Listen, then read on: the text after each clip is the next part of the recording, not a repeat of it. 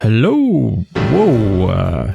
It's been a little while since this has happened. One moment, please. Aha! Now then, have you ever had a friendship come about because of a randomly shared interest? No, I'm more of a lone wolf myself, preferring the company of my books. But today's story should appeal to anyone who knows a good friend when they find one.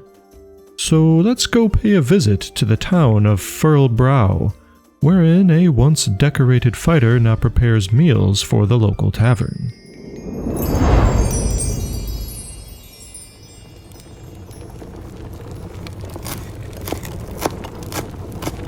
Ah, the emotive sounds and ambient noise of a kitchen in preparation.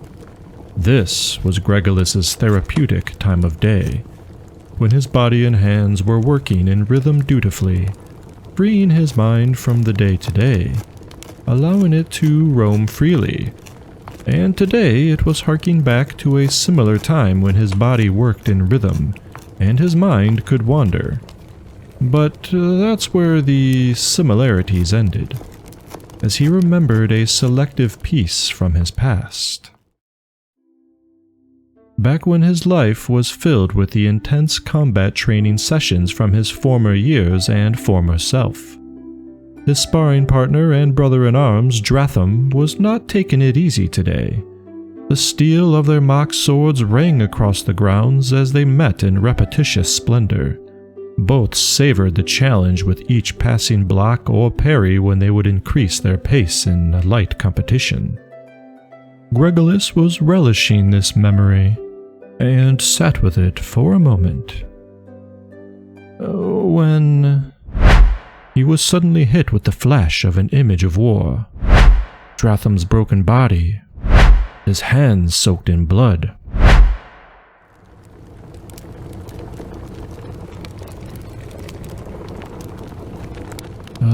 Dizzy, Gregolis came to.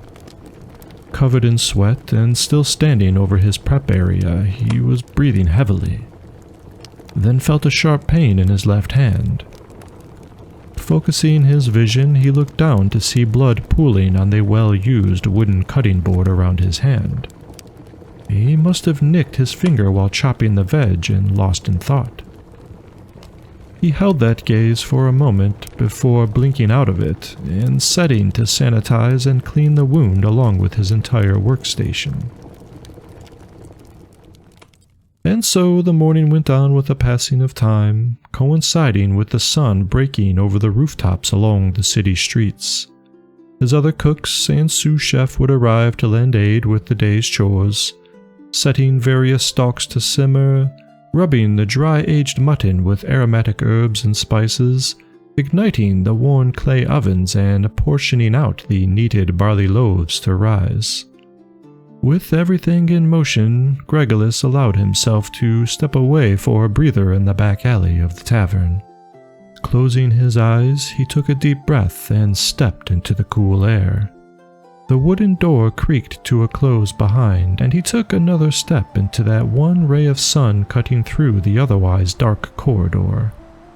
It bathed his face in a warm embrace, and he smiled. "Hey, get back here!" Snapped awake, Gregolis turned his head to see a young, frightened man sprinting down the alley in his direction, followed closely by a trio of local goons.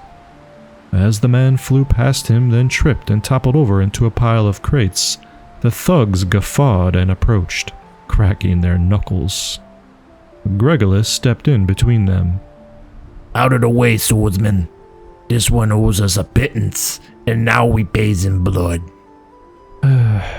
Gregolis sighed, and was about to respond when a fist came flying at his head from the side. He brushed it aside, spun, and sent a flying knee to the chin of his attacker, who crumpled to the ground.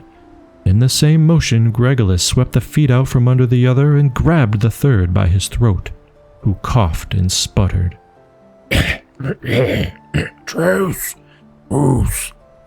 The vicious intent left his eyes, and Gregolis released the goon, who rubbed his neck and spat on the ground.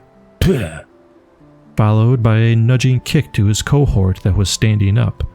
With a snarl, they looked at the man still lying amongst the crates. We'll be back, swordsman. The boss wants payment, one way or the other. Licking their wounds, they walked away, leaving the third, who was still sprawled out unconscious on the cold alley floor. Turning around, Gregolis helped the frightened young man to his feet. Ah, gee, thanks. Those guys were gonna kill me. How can I... But as he was gushing, Gregolis had already walked back inside the kitchen, shutting the door behind him.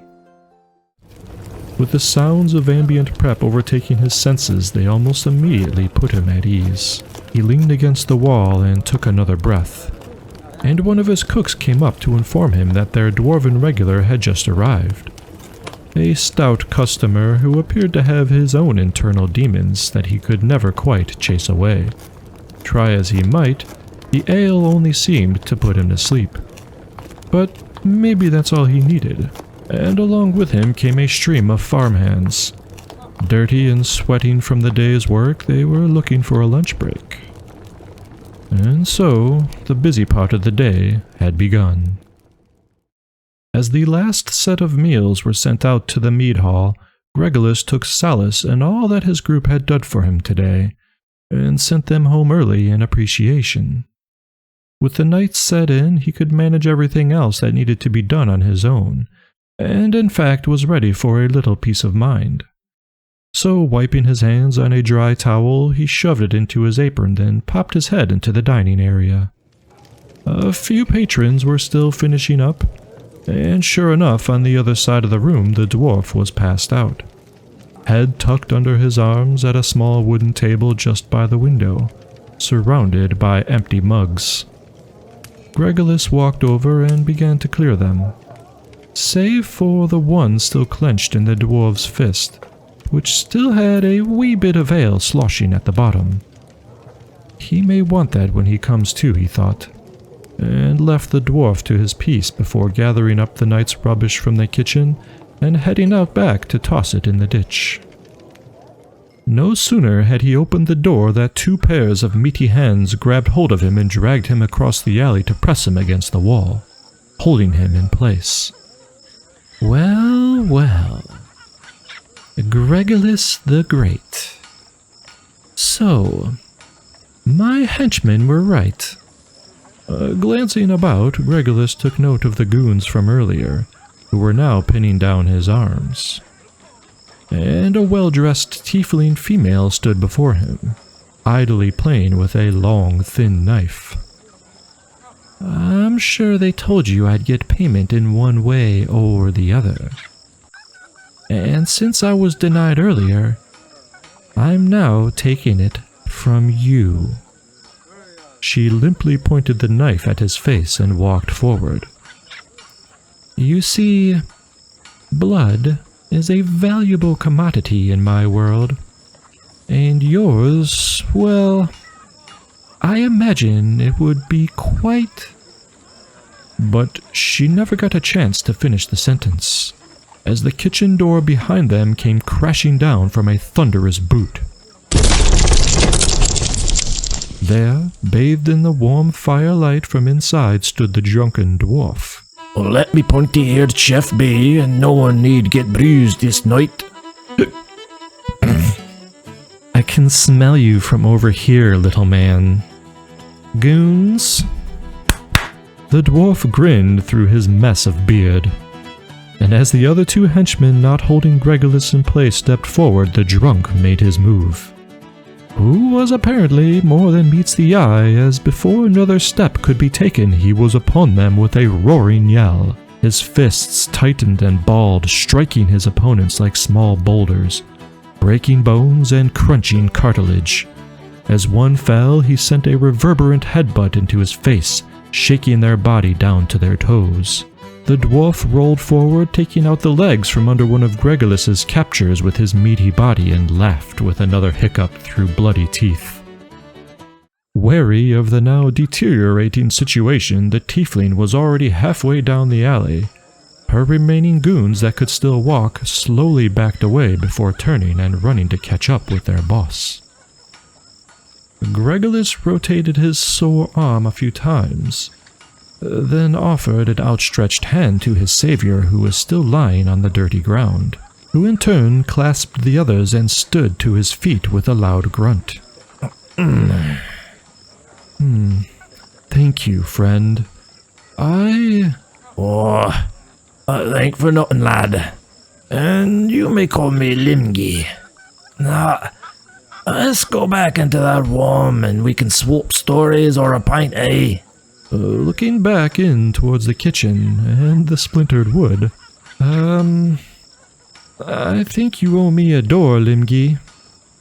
Together they laughed and trampled back inside, where the kindling of a new friendship was ignited, and the embers could be nurtured over tall tales, and the bonds of battled hardships were shared between the two of them.